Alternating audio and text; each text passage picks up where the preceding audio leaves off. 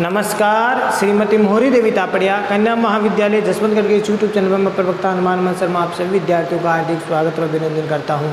प्यारे विद्यार्थियों, बीए द्वितीय वर्ष की कक्षा में हिंदी साहित्य विषय के अंतर्गत रीतिकालीन काव्य जो आपका प्रथम प्रश्न पत्र है उसमें कवि बिहारी जी के से संबंधित जो महत्वपूर्ण प्रश्नोत्तर है उनकी श्रृंखला चल रही है, उनको पढ़ रहे हैं। प्यारे विद्यार्थियों, तो कवि बिहारी जी की जो रचना है बिहारी सतसई, उससे हमारा जो महत्वपूर्ण प्रश्न चल रहा है बिहारी की अलंकार योजना की समीक्षा कीजिए।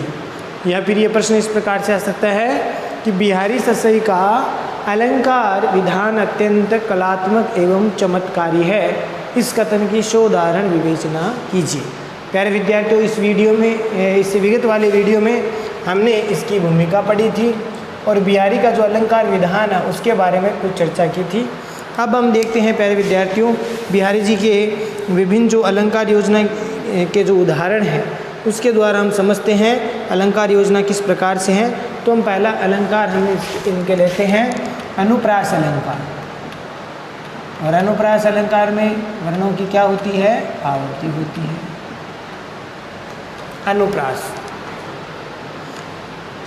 तो कविवर बिहारी जी ने अनेक स्थानों पर, यानी बिहारी सतसई में अनेक स्थानों पर अनुप्रास अलंकार की छटा है या नाद सौंदर्य के लिए अनुप्रास अलंकार का सुंदर प्रयोग किया है, ऐसा आपको लिखना है। कविवर बिहारी जी ने बिहारी सतसई में अनेक स्थानों पर नाद सौंदर्य के लिए या गत्यात्मकता के लिए, गति देने के लिए अनुप्रास अलंकार का प्रयोग वो किया है।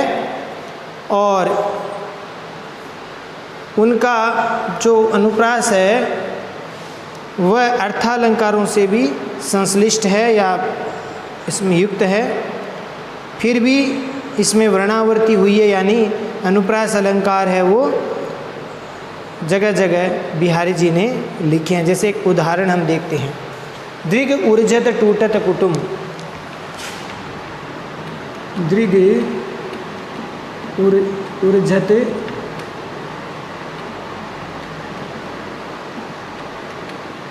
टूटत कुटुम।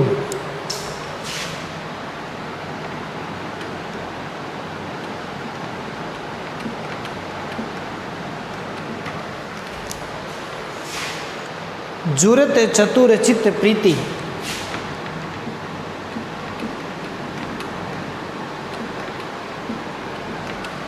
जुरत चतुर चित्त प्रीति।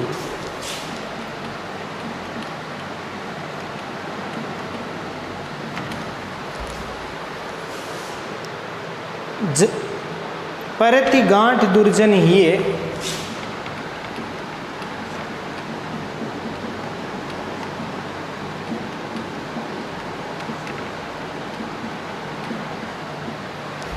दई दुर्जन हिये दई नहीं ये रीति।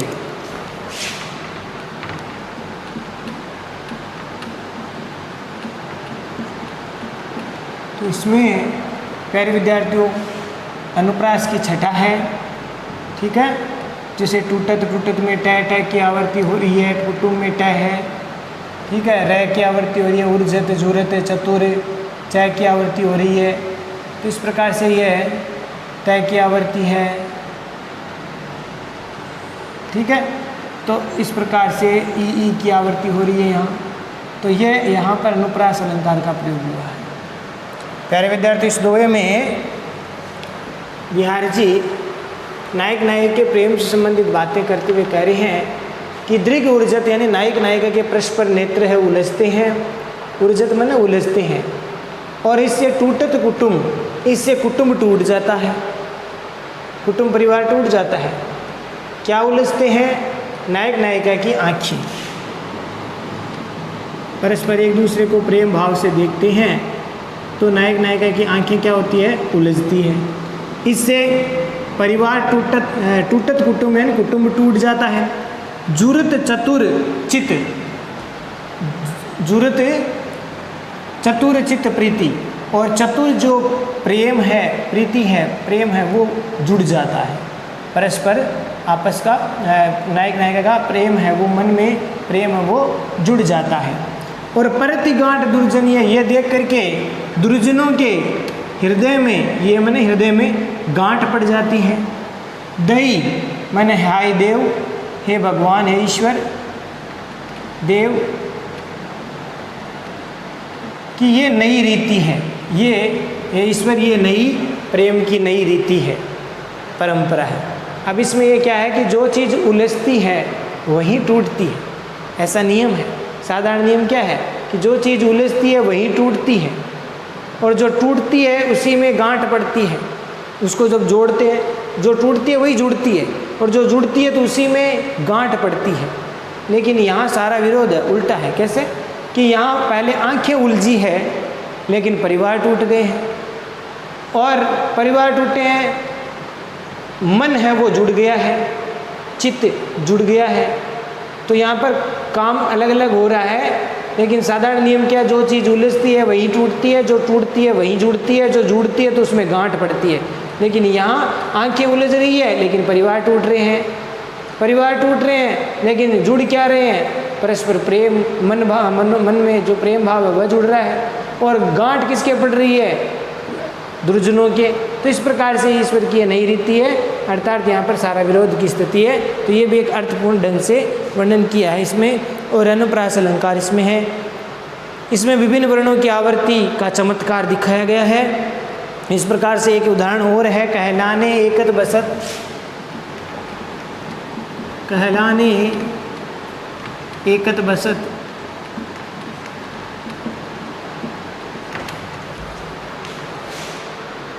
अहि म्यूर मृग बाग,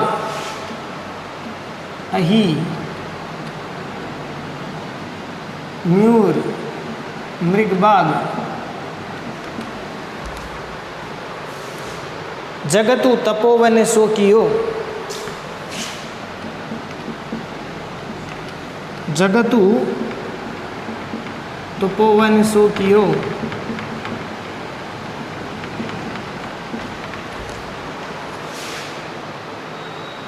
दीर्घ दाग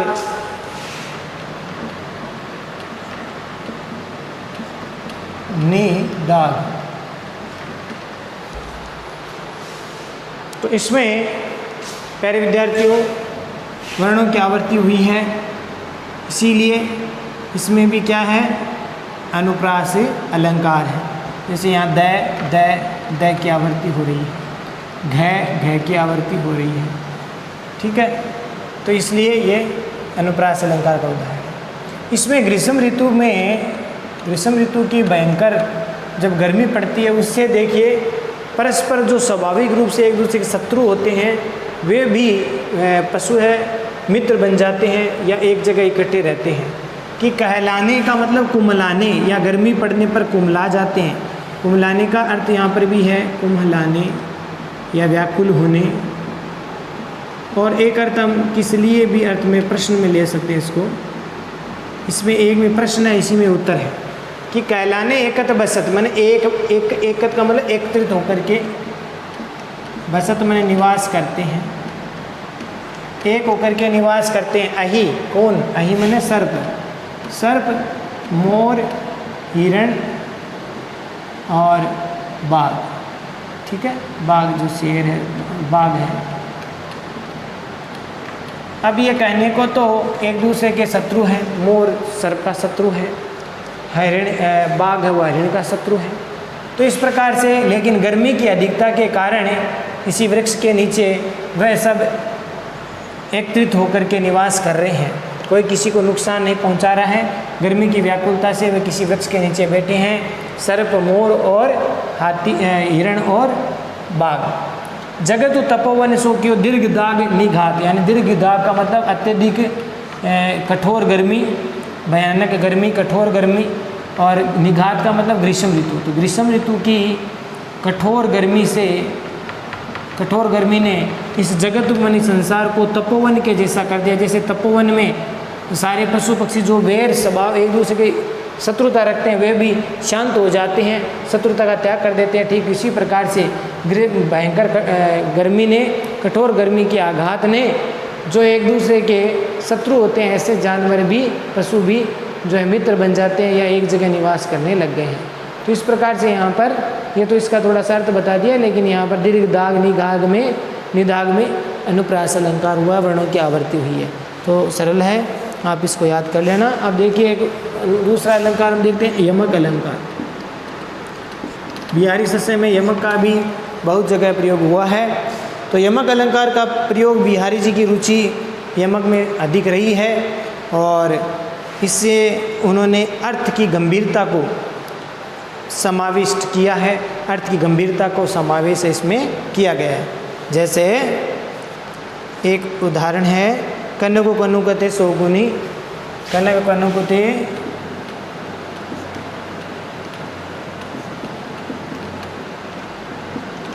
सोगुनी मादकता अधिकाय,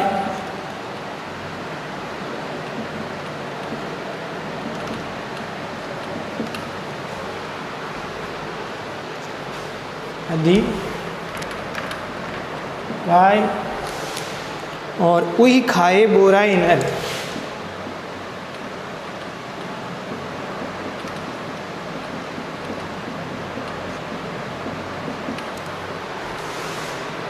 इही पाए बोराए।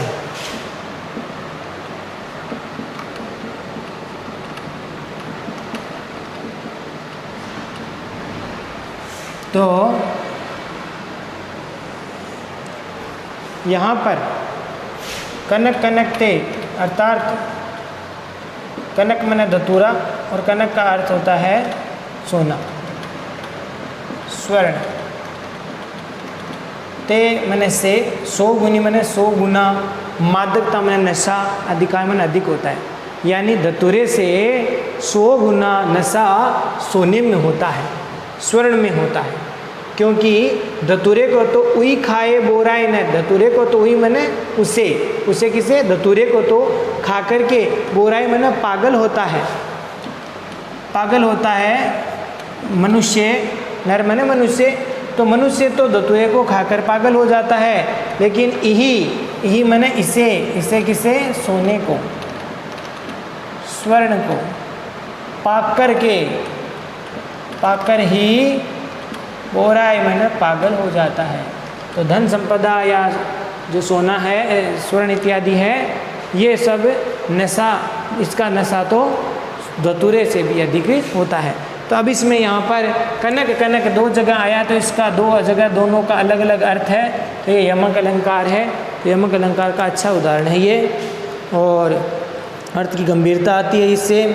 इसके अलावा एक उदाहरण और भी है, लाज गहो बेकाजकत, लाज गहो बेकाजकत घेरी रहे घर जाई, और गोरसु चाहत फिरत हो, गोरसु चाहत फिरत हो, गोरसु चाहत नाई। इसमें कोई नायिका या कोई गोपी है, वो मक्खन इत्यादि या छाछ इत्यादि, दही इत्यादि लेकर के जा रही होती है।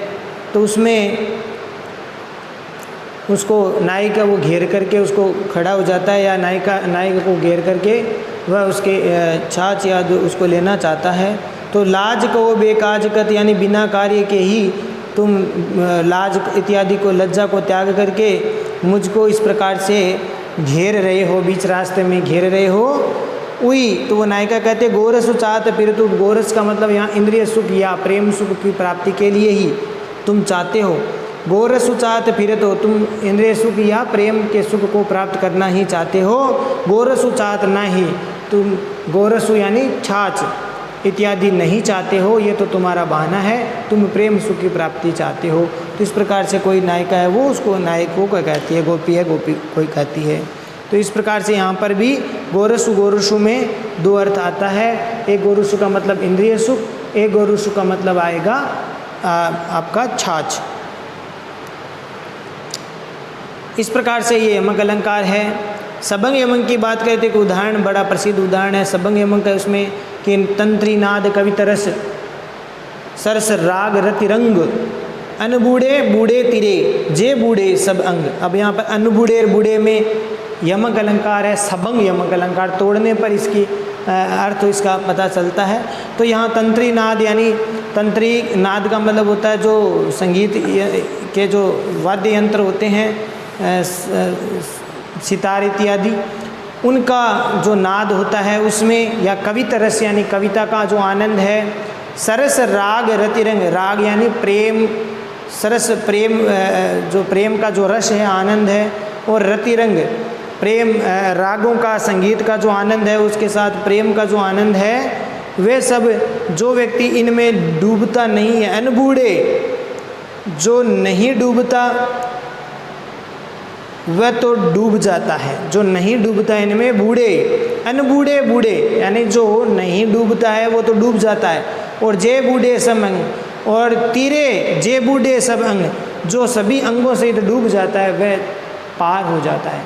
कहने का तात्पर्य है कि जो संगीत है, कविता है, प्रेम है, राग रागिनियाँ हैं, इनमें जो व्यक्ति जितना डूबता है उतना ही वह पार होता है, अर्थात उसका आनंद लेता है, लेकिन जो डूबता नहीं है वह उस आनंद से वंचित हो जाता है।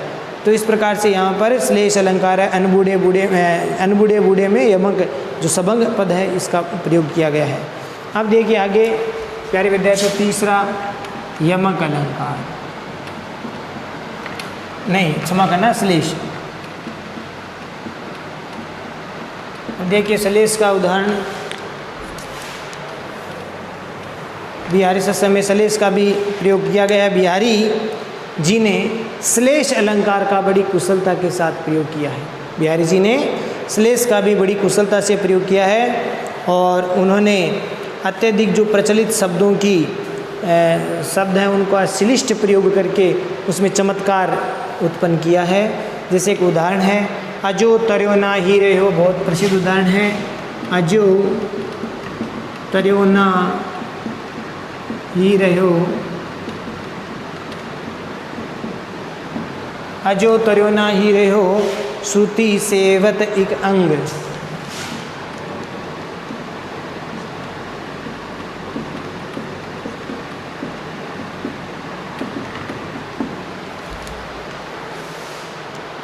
नाक बास बेसरी लेओ,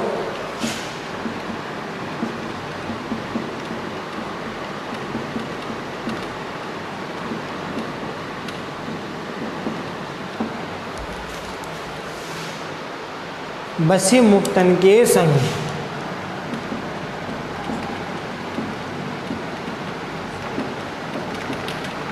इस पद में प्यारे विद्यार्थियों श्लेष की प्राप्ति है। तर्योना में, नाक में, बेसरी में, श्रुति में, इनमें क्या है, श्लेष की प्राप्ति है, श्लेष अलंकार है। मुक्तन में श्लेष है।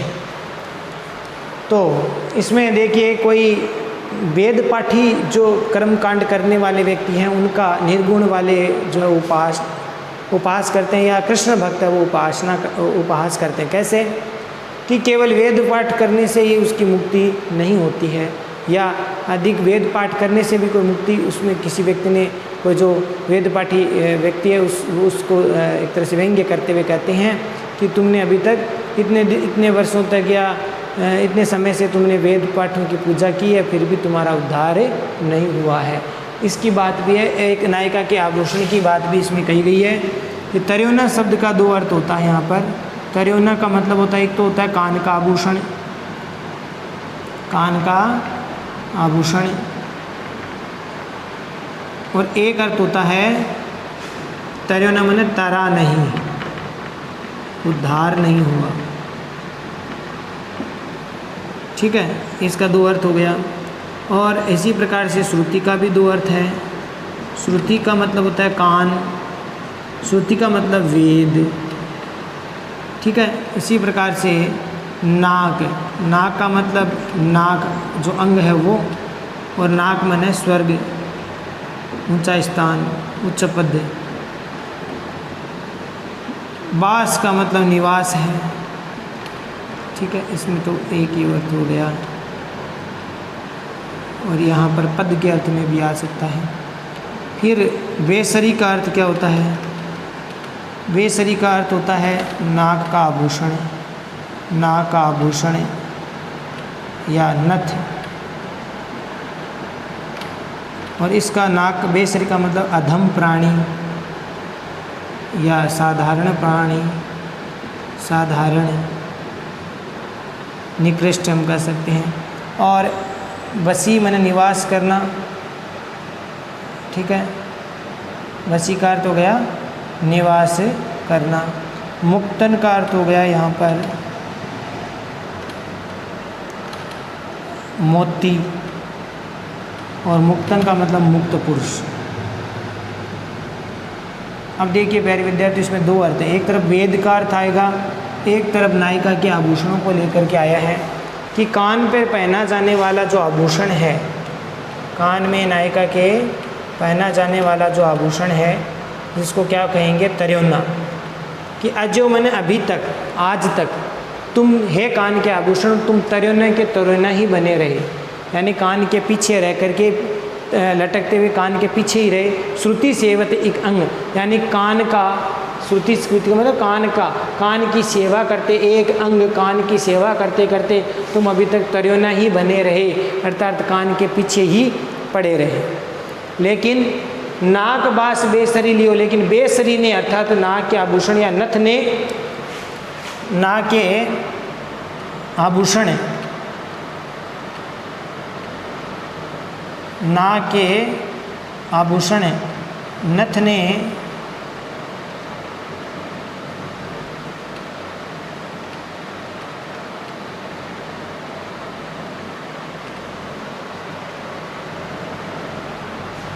नाक के आभूषण नथ ने जो मोतियों का साथ लेकर के, साथ करके नाक जैसे उच्च पद को प्राप्त कर लिया, या नाक में निवास स्थान प्राप्त कर लिया। यानी बेसरी है, नथ ने मोतियों का संग मैंने साथ पा करके नाक जैसा, जो नाक सम्मान का प्रतीक है, तो उच्च पद को प्राप्त कर लिया, नाक में निवास उसको मिला। लेकिन बेसरी जो तर्योना है वो तर्योना ही पड़ा रहा, नाक के कान है वो नाक नीचे होता है, नाक ऊपर होता है, तो उच्च पद को प्राप्त कर लिया, जबकि तर्योना तो नीचे ही पड़ा रहा, अर्थात तर्योना का तर्योना ही रहा। एक तो अर्थ ये हो गया। दूसरा अर्थ इसमें ये हो गया कि हे वेद पाठी ब्राह्मणों या वेद पढ़ने वाले, तुमने एक भाव से, एक अंग यानी एक भाव से तुमने वेदों की सेवा की है, फिर भी तुम आज तक तर्योना ही रहे हो, यानी अभी तक आप वो तरे नहीं हो, उद्धार नहीं हुआ है। और जबकि जो लोग सत्संगति करते हैं, संतों का संग करते हैं, मुक्तन के संग यानी मुक्त पुरुषों का सत्संगति करते हैं, संत लोगों की संगति करते हैं, मुक्त लोगों का संग करते हैं, वे नाक बास बेसरी लियो, अर्थात नाक मैंने स्वर्ग लोग को प्राप्त कर दिया। ठीक है, नाक का मतलब स्वर्ग जैसा उच्च पद है वो प्राप्त कर सकता। साधारण व्यक्ति भी मुक्त पुरुषों का संग करके जो है उच्च पद को प्राप्त कर सकता है। तो प्यारे विद्यार्थियों, ये था श्लेष अलंकार। तो इसमें आपको ठीक से समझ में आ गया होगा। तो आज के लिए बस इतना ही। एक बार तो प्यारे विद्यार्थियों, आज के लिए बस इतना ही। अगले वीडियो में पुनः उपस्थित होंगे आगे के अलंकारों को लेकर, उनके उदाहरणों को लेकर। तब तक के लिए, क्योंकि अब ज़्यादा और बताएंगे अलंकार तो वीडियो और काफ़ी लंबा हो गया, वैसे भी लंबा हो गया है, बड़ा हो गया है, तो पढ़ने में दिक्कत आएगी आपको।